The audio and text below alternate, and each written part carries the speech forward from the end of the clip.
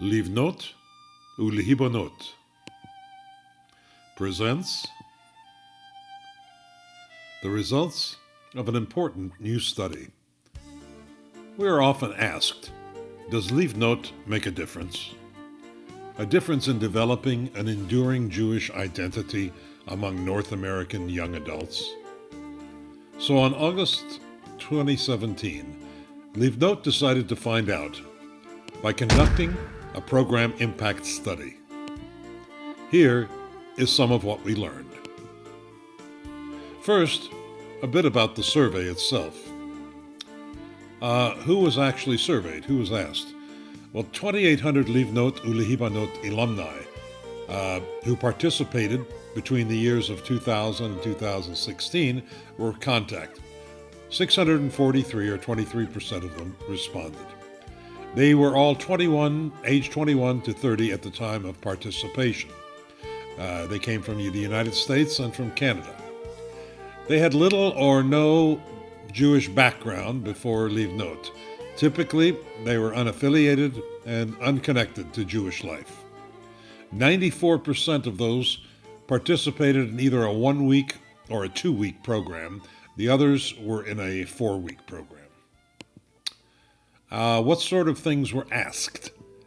Well, the questions on the survey were about changes in attitudes and behaviors, both before and after their Livnot participation, in key areas of Jewish life, such as Jewish community involvement, Shabbat and religious activities, connections to Israel and the Jewish people, and their children's Jewish education.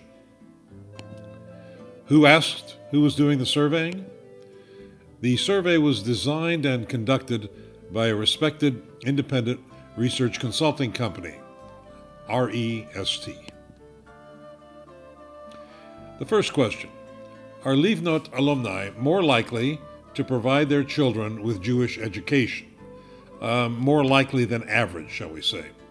So to determine average, we look to the Pew Research Company, who conducted a survey in 2015, and they asked all American Jews, do you provide your children with a Jewish education of some sort? The response came back split, 50-50. Half said yes and half said no.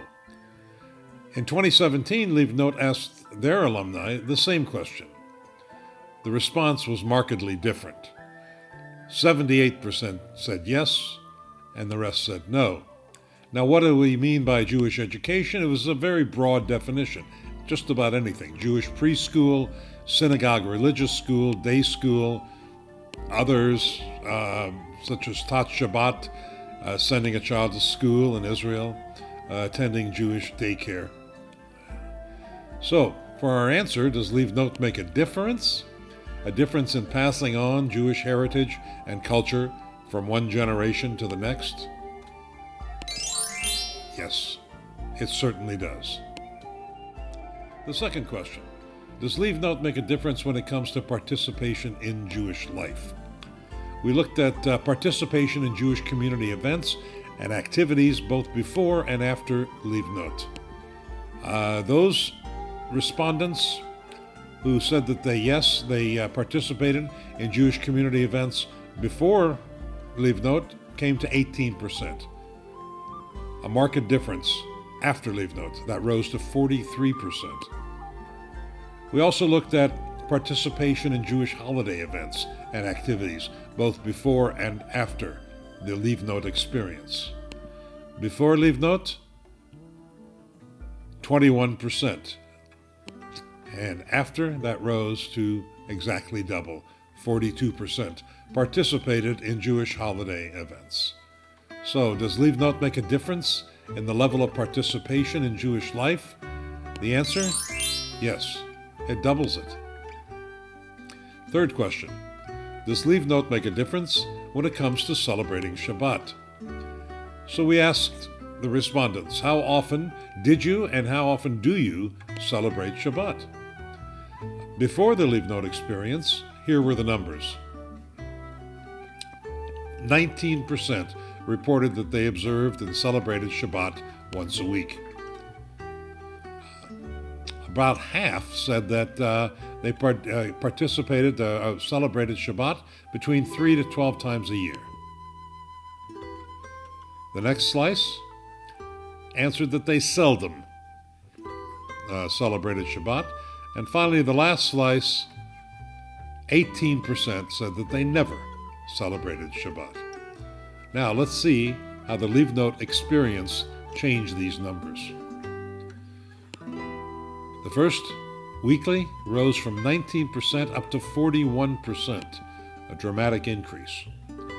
The rest, 3 to 12 times a year, was 43%, seldom was 9%, and never went all the way down to 7%. As you can see, a very strong impact on Shabbat celebration. After the Livnot experience, weekly Shabbat celebration more than doubled.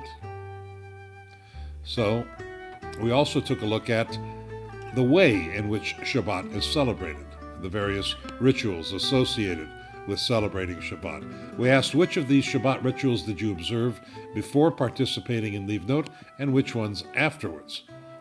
We looked at lighting candles, 25% before Livnot, rising to 43% after. Making Kiddush, blessing the wine, 27%, up to 41%, similar.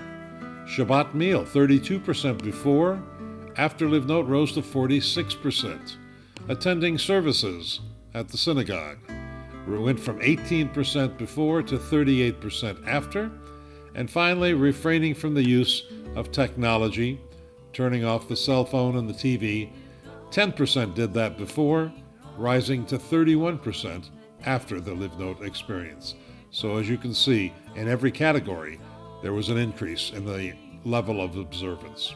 So the question is, does Livnot make a difference in how and how frequently Shabbat is celebrated? The answer is yes, significantly. Let's take a look at our fourth question. Does Livnot make a difference when it comes to volunteerism and philanthropy? We asked, did you regularly volunteer on behalf of Jewish and non-Jewish organizations before your Livnot experience? And do you do so now, after your Livnot experience? Let's take a look at before, comparing Jewish versus non-Jewish non-for-profits. And 7% were devoted volunteer time to Jewish organizations, and 15% to non-Jewish charitable organizations. Now let's take a look what happened after the Livnot experience. The Jewish number rose from 7% up to 19%, and the non-Jewish number remained relatively the same. We also asked, does Livnot make a difference when it comes to volunteerism and philanthropy? We said, before Livnot, did you donate at least once per month to a Jewish nonprofit organization, either in Israel or not in Israel? And what about after Livnot? All right, let's take a look at Jewish donations to Jewish nonprofits in North America, comparing before and after. Okay, 2% donated to Jewish non-for-profits in North America before, and that number rose 5 times, up to 10%. And let's take a look at those non-for-profits, charitable organizations in Israel. It was only 1% before the Livnot experience, and that number rose dramatically, up to 9%. So, the answer to our question, does Livnot make a difference in the level of Jewish volunteerism and philanthropy? The answer, yes. It increases the level of Jewish volunteer and philanthropy without affecting non-Jewish activity. Fifth question, does Livnot make a difference when it comes to attitudes about intermarriage?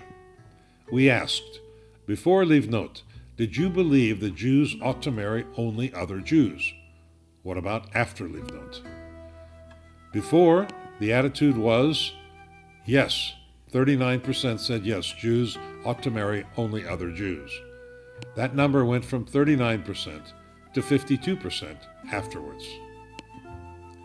So, does Livnot make a difference in combating loss of Jewish identity through assimilation? The answer is yes. It succeeds in reducing the rate of interfaith marriage. Sixth question.